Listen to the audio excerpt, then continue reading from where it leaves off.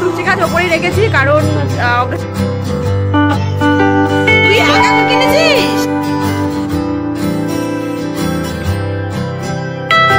ঘরের এই recent condition কিচ্ছু বোঝানো আনিস, শরীরে কি ঠান্ডা লাগে না?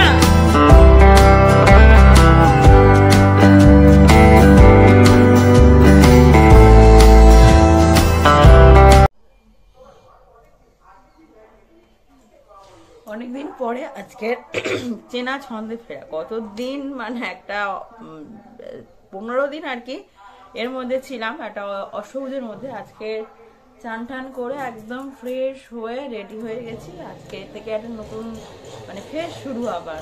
আমি একটা তুলসী গাছ ওপরেই রেখেছি কারণ অঘ্রাণ না, কার্তিক মাস ভোর জল দেওয়ার জন্য আজকে প্রথম এখান থেকে পাতা তুলে উঠবো।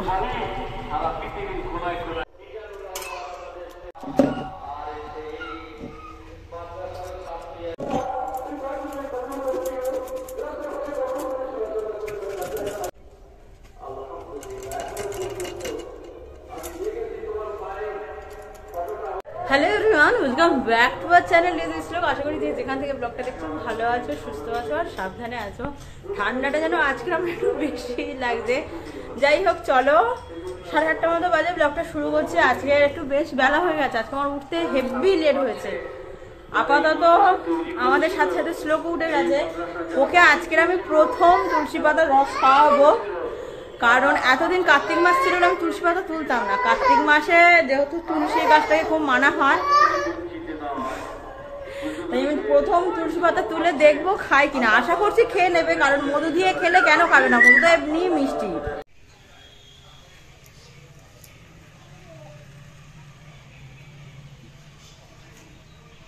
কি হচ্ছে এটা? ব্যাগের ভেতর তুই দুটো জামা ঢুকিয়েছিস কেন?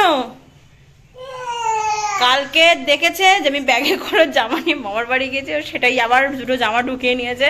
তুই মামার বাড়ি যাবি? এই মামার বাড়ি যাবি? লজ্জা। আজকে অনেকদিন পর আলুর তরকারি দিয়ে মুড়ি মেখে খাবো।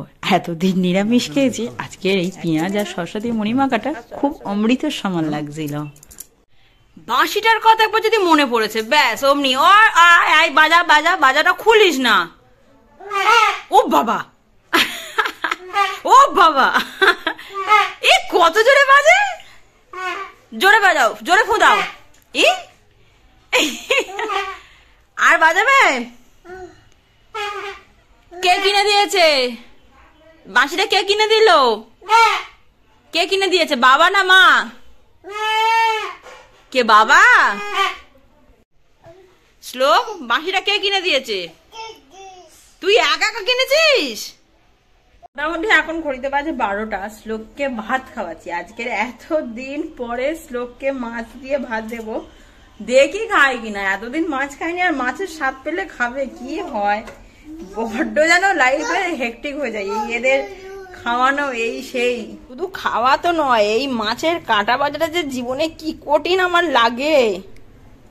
আজকে আমাদের বাইরে খাওয়ার কথা থাকলেও শ্লোকের বাবা খাচ্ছে, আমি খাবো না। আমার নর্মাল মেনু মাছের ঝোল। বলছে এখন 6:30। একটা লম্বা ঘুম দিয়েছি, আসলে দুপুরে না ঘুমানো আমার একদম যেন হয় না।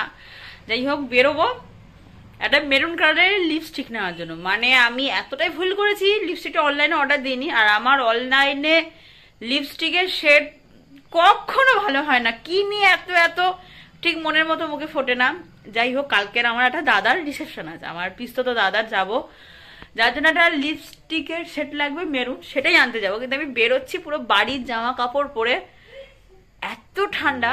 আর আমি যদি সেজে গুজে বেরোই শ্লোকটা কাঁদতে, ওই জন্য ওকে মার কাছে ভুলিয়ে বাড়ির জামা উইদাউট কোনো ক্রিম মেকআপ আমি বেরোচ্ছি। এমনি আমার ঠান্ডা বেশি, তারপরে যদি এই শীতের মধ্যে বেরোতে হয় কি কষ্ট। সেটাই হলো লিপস্টিকের আমি যে সেটটা পছন্দ করেছি পাওয়া যাচ্ছে না, অনলাইনে আউট অফ স্টক। এখানে যাই হোক, উনি একটা স্যাম্পেল ছিল ওই সেম জিনিসেরই, সেম কালারই আর একটা স্যাম্পেল দিল, ওইটাই এখন কদিন চলুক, আর কি করা যাবে। শীতকাল মানেই তো মোয়া সিজন, আর আমাদের বহরতে মোয়া সিজনটা এত সুন্দর করে সেজে ওঠে, তোমাদের কি পুরোটা এখনো রেডি হয়নি, কিছু কিছু দোকান খুলেছে। তাই হোক, চলো তোমাদের সাথে কানেক্টটা শেয়ার করি যে কি সুন্দর করে এরা সাজিয়েছে। মানুষ খাবে কতটা জানি না, কিন্তু এত সুন্দর করে দোকানগুলো সাজিয়ে গুজিয়ে রাখে, দেখেই আমার মন ভরে যায়।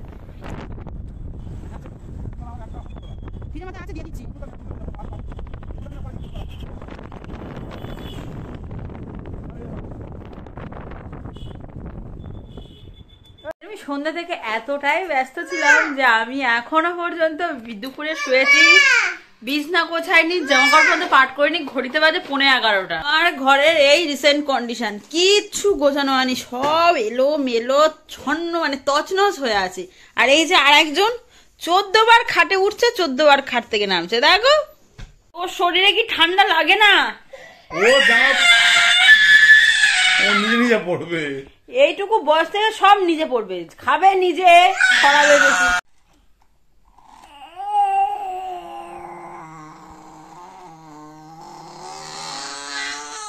কি হচ্ছে এটা, কি হচ্ছে? সবাইকে টাটা বলেছো, গুড নাইট বলেছো?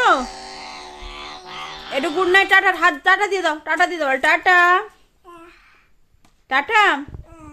আচ্ছা, টাটা। খুব ছোট হলো, কিছু করার নেই, একদিন ব্লগ আমার খুব ছোটই হচ্ছে। আজকের জন্য আসি, দেখা হবে তোদের সাথে আবার কাল, কারণ আমাদের মশারি টাঙানো হয়ে গিয়েছে। এবার আমাদের গুড নাইট টাইম, টাটা, দেখা হচ্ছে।